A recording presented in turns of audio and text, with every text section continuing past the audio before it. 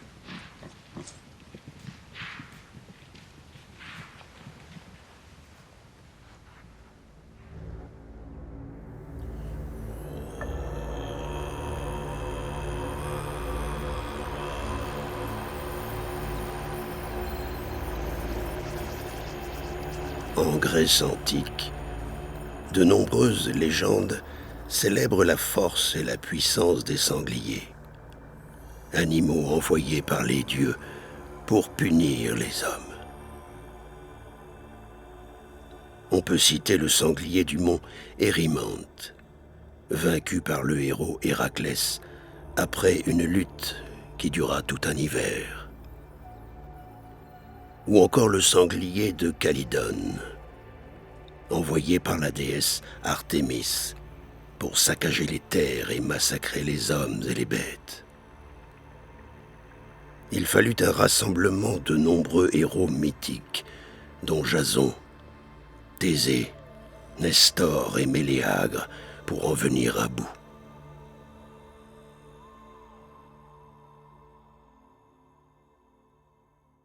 Dans une histoire plus méconnue, Arès, dieu de la guerre, est associé au sanglier. Un jour, son fils, Cycnos, le défie de chasser plus de sangliers que lui. Arès relève le défi, mais se retrouve pris dans une embuscade tendue par les animaux. Les sangliers attaquent et blessent gravement le dieu de la guerre, obligeant le dieu Apollon à intervenir pour le sauver. Arès, furieux, jure alors de se venger en tuant tous les sangliers du monde. Ce mythe illustre la relation complexe entre les dieux et les animaux dans la mythologie grecque, car même les dieux peuvent être blessés ou vaincus par le sanglier, montrant ainsi que ces animaux étaient respectés et vénérés pour leur ruse et leur courage.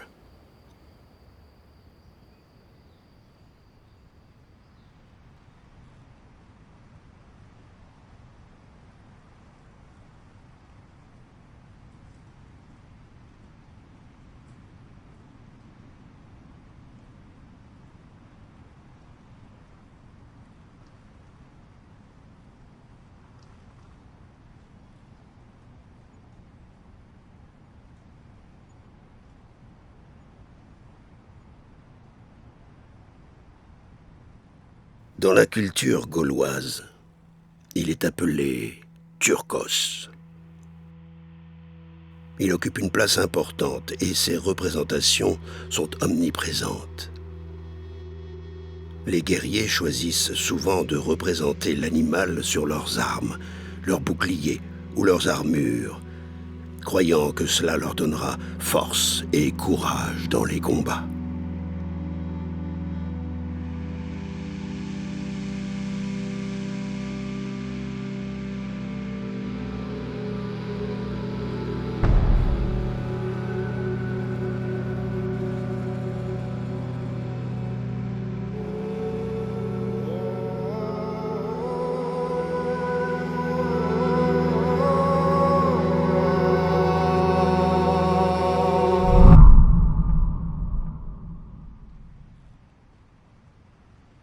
Les représentations de Turcos sont souvent sauvages et indomptables, avec des défenses acérées et des poils hérissés.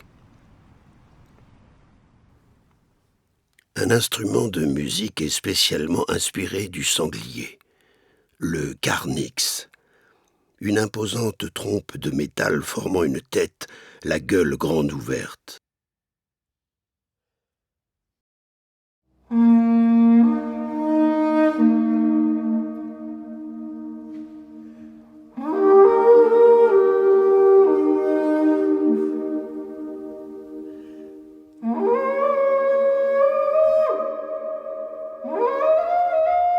Utilisé à la bataille pour inspirer la peur à l'ennemi.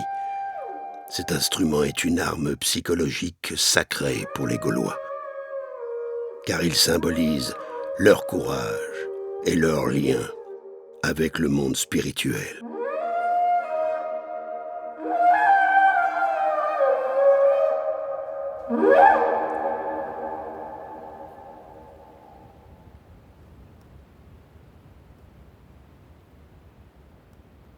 En tant qu'animal sacré associé au druide, sa chasse est rare, car comme le druide, le sanglier entretient un rapport étroit avec la forêt.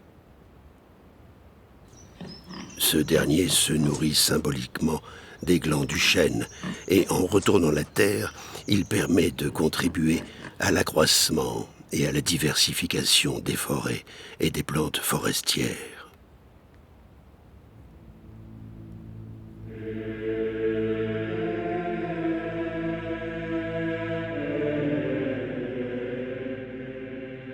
Avec la propagation de la chrétienté en Europe, notre vision du sanglier a commencé à changer. L'Église a considéré cet animal comme une créature impure et diabolique en raison de son association avec les mythes païens. Au fil du temps, notre perception du sanglier a évolué pour devenir une bête féroce et dangereuse, à éviter à tout prix.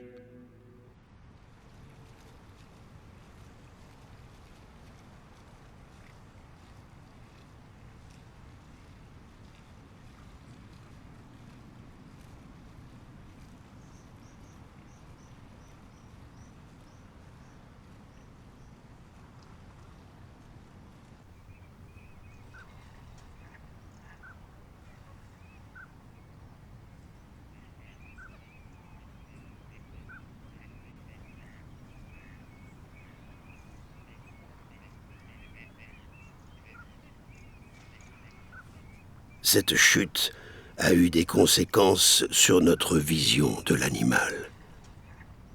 Sa chasse, bien que pratiquée tout au long de l'histoire, perd de son symbole et ne fait que décupler jusqu'à aujourd'hui, sous toutes ses formes.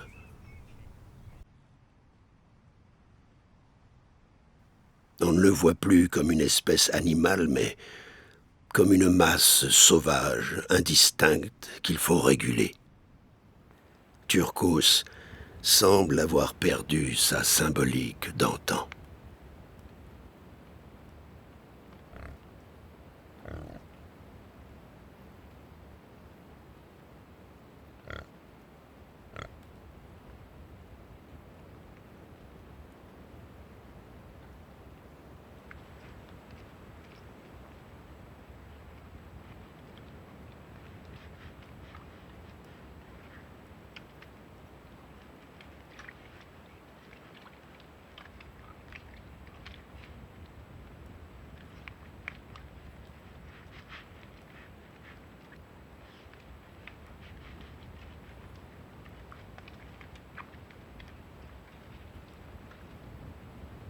Malgré cela, Turcos est toujours présent dans les légendes populaires et dans la culture contemporaine. Il est également un rappel de l'importance de préserver notre environnement et notre biodiversité. Comme les druides le savaient, c'est un animal clé dans l'équilibre de la forêt. Il contribue à la diversité de la faune et de la flore.